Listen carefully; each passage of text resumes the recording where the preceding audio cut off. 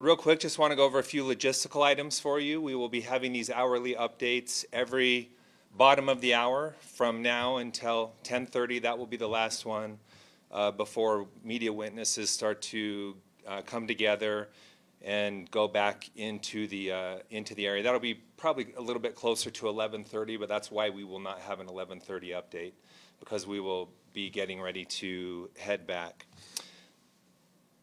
Media witnesses will be given the opportunity after the execution is carried out to go in to the room, to observe it, and to record it. We have two pool photographers, one video and one pool, who will be taking video and pictures of that, and they will be sharing that with everyone else.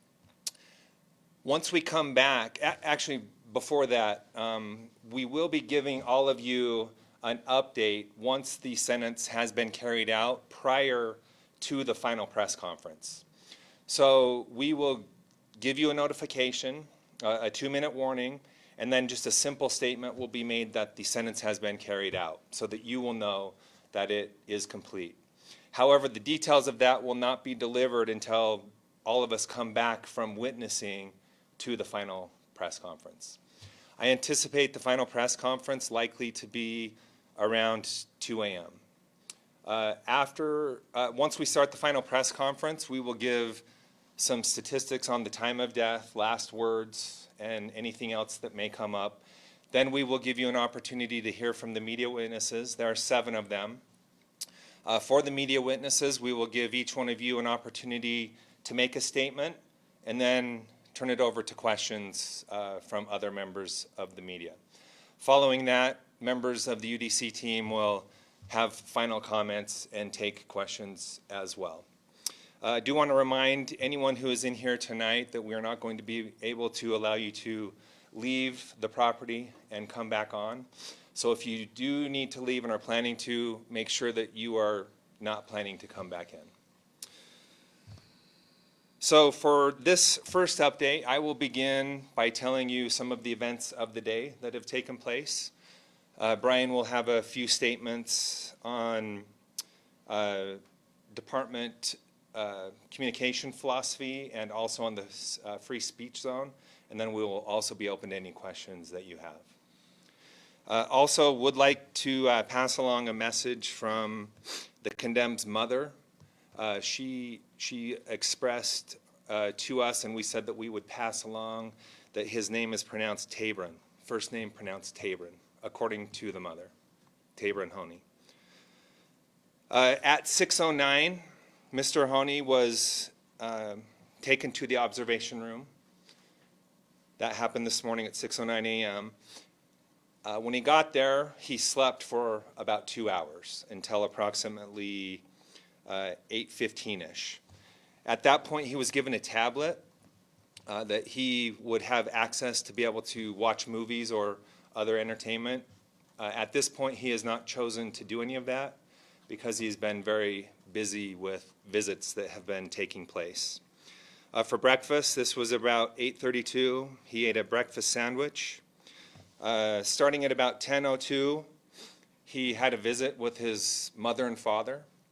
And since that time, in numbers of twos, family members have been switching out and meeting with him throughout the day today.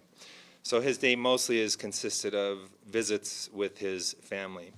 He also has had a chance to meet with the warden, and there have also been 3 mental health checks made on Mr. Honie as well throughout the day today. Something a lot of you have been interested in is the last meal. There are a couple things I want to explain here. It was delivered at about 4:30 and he has eaten it.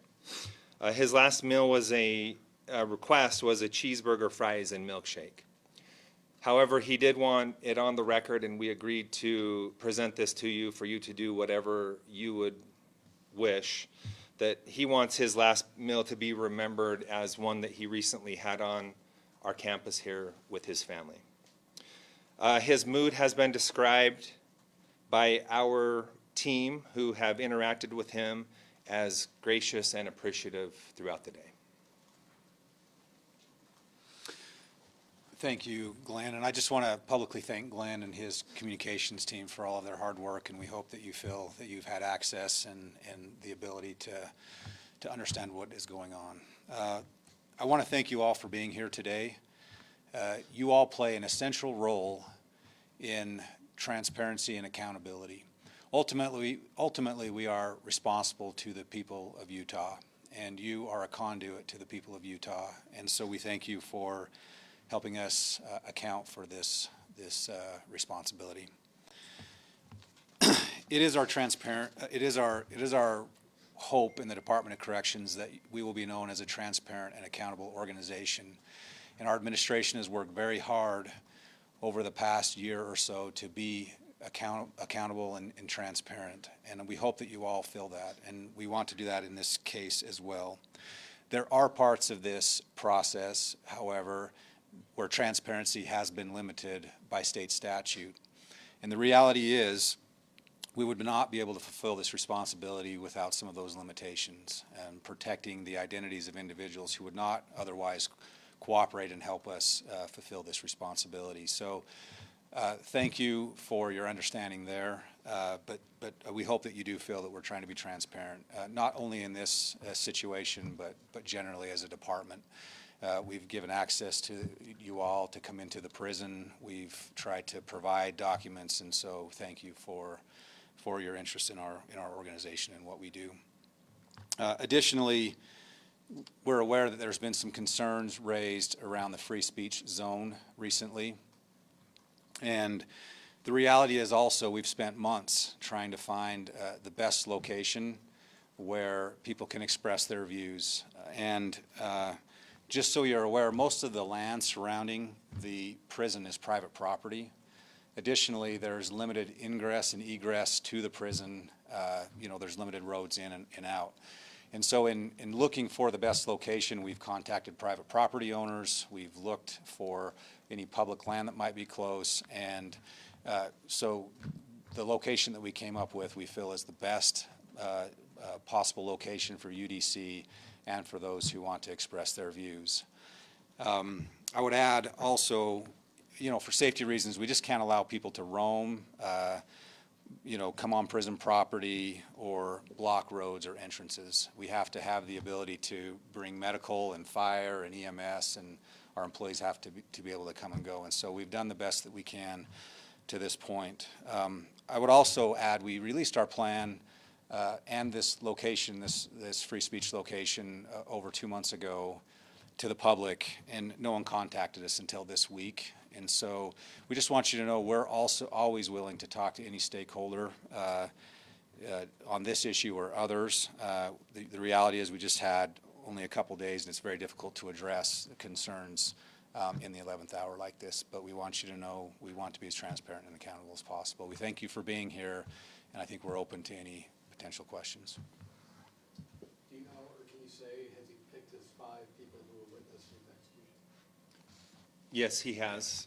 So there are 5 on the list. We also gave him the opportunity to choose more if he wanted to, but he did not.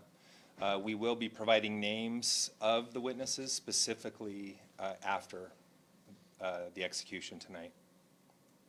But yes, 5 will be coming for him.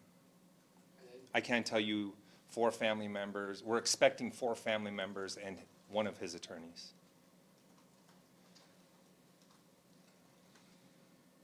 And then just, I guess, for our knowledge, last time, we were like, in the final hour, almost minute-by-minute updates. Do you plan to do the same thing this time? We will be offering those updates until 10:30 on the hour, but not minute by minute. I understand his attorney will have access to a phone outside the chamber. Can you discuss that and the purpose of that allowance? Sure. This is an agreement that we made with his attorneys that if there is a concern that they have during the execution procedure, that they have access to reach their, so the attorney that's witnessing can reach an attorney that is a part of their staff who then can reach out to the courts. And then if the courts have any direction for us, that will get back to us and we'll act on that direction. So that's the purpose of the phone. And I would like to add, if I could, to that, that illustrates the approach we have taken with their team his attorney team to be accommodating. Anytime they have come to us and asked us, we've listened to them and worked out something where we were both good with. And also important to point out, in the event that that phone were used, one of our attorneys will be there to be part of that call as well. And can you share if the Attorney General will be present? So there will be an Attorney General in the command center, and that's who I will communicate with if there's any direction that's coming from the court or the governor